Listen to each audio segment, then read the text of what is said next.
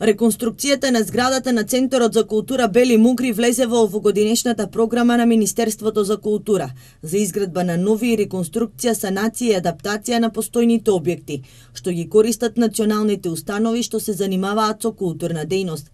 Кочанскиот културен центар во 2018 година ќе добие околу 220.000 евра, со кои ќе може во прва фаза да започне обновување на објектот.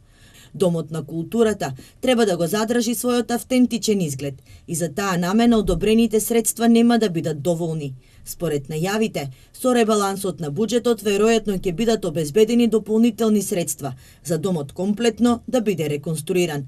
Последен пат поголем зафат на зградата на Центарот за култура во Кочани се направени пред околу 8 години, кога беше променета кровната конструкција и се покри една од страничните тераси.